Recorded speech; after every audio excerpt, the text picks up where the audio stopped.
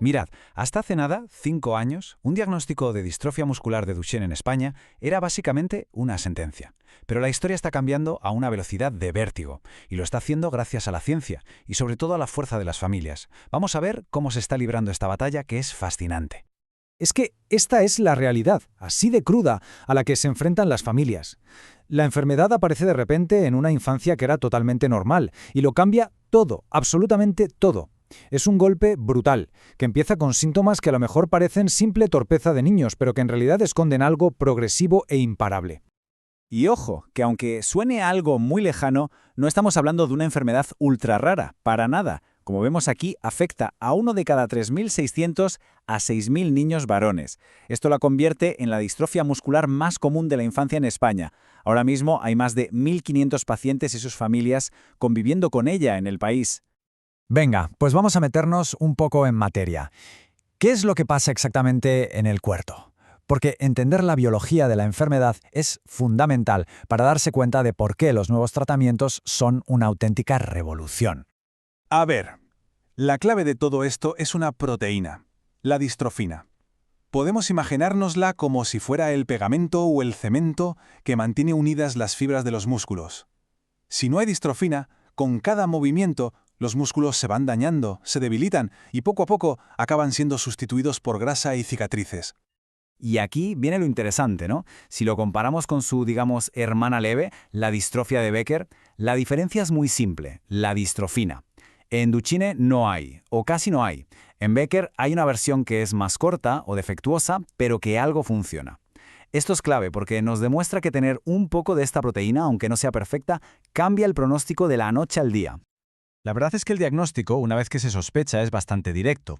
La primera pista salta en un análisis de sangre que muestra los niveles de una enzima, la creatina quinasa o CK, completamente disparados. A veces están 100 veces por encima de lo normal, una barbaridad. Es una señal clarísima de que los músculos se están rompiendo. Y la confirmación final pues llega con un test genético que te dice exactamente dónde está el error. Pero claro, aquí nos topamos con el primer gran problema. Aunque las pruebas son sencillas, muchos pediatras no piensan en Duchenne cuando ven los primeros síntomas. Es que ese año o esos 2 años que se pierden son un tiempo de oro, un tiempo vital en el que los tratamientos podrían haber empezado a frenar el daño. Bueno, y ahora vamos a la parte buena, a la que da esperanza, porque lo que ha pasado en los últimos años es de verdad una auténtica revolución. La ciencia, por fin, ha empezado a dar respuestas de verdad. A ver cómo explico esto, porque es una idea brillante. La terapia de salto de exón. Imaginaos que el gen es una frase muy larga, y hay una palabra mal escrita que hace que toda la frase no tenga sentido. Pues estos fármacos son como un parche molecular, una tirita, que tapa esa palabra errónea y le dice a la célula, oye, esta parte, sáltatela, y sigue leyendo. ¿El resultado? Una frase un poco más corta, pero que se entiende. Se consigue fabricar una distrofina parecida a la de Becker y así se transforma una enfermedad gravísima en una mucho más leve. Y fijaos en esta cronología porque es que es alucinante. Refleja perfectamente la velocidad a la que ha ido todo. En solo 3 años, España ha pasado de no tener nada a tener 4 tratamientos específicos financiados. Cada uno de ellos es como una llave súper específica que solo sirve para una cerradura, para una mutación muy concreta. Claro, aquí viene la otra cara de la moneda, el coste. Hablamos de unos 300.000 euros al año, por paciente. Es una auténtica locura de dinero y claro, supone una barrera gigantesca y un desafío enorme para cualquier sistema sanitario. El problema es que, con todo lo bueno que es este avance, la realidad es que no llega a todos. Estas terapias solo sirven para un 29% de los pacientes, los que tienen justo esas mutaciones para las que existen estos parches. O sea que para más de 2/3 de los pacientes, para un 71%, esta revolución de momento pasa de largo. Y aquí es donde entra la terapia génica, que es la gran esperanza para ese otro 71%, y en realidad para todos, sin importar la mutación que tengan. La idea es básicamente usar un virus modificado e inofensivo como si fuera un mensajero para que entreguen los músculos una copia correcta del gen. Bueno, una versión más pequeña que funciona, la microdistrofina. Es un tratamiento que va a la raíz del problema y que además sería de una sola vez. Pero a ver, seamos claros, la ciencia puede ser increíble, pero los medicamentos no llegan solos a los hospitales ni a los pacientes. Detrás de cada uno de estos fármacos aprobados, de cada ensayo clínico que se pone en marcha en España, hay una historia de lucha tremenda protagonizada por las propias familias.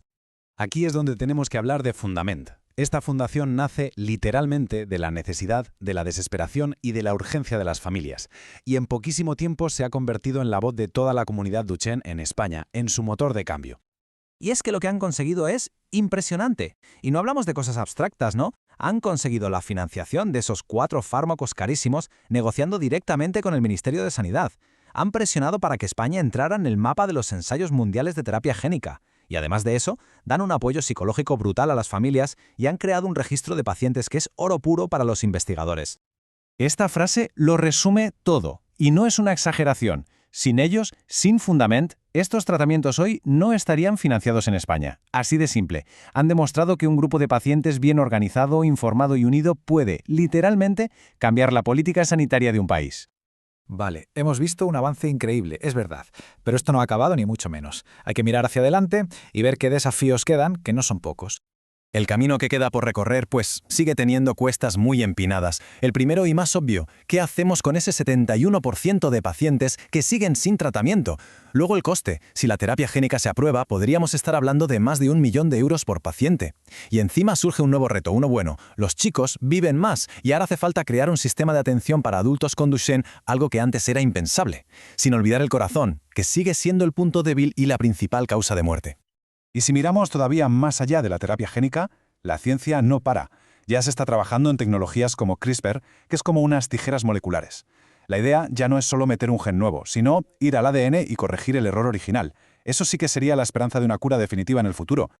Total, que estamos en un momento histórico, un punto de inflexión.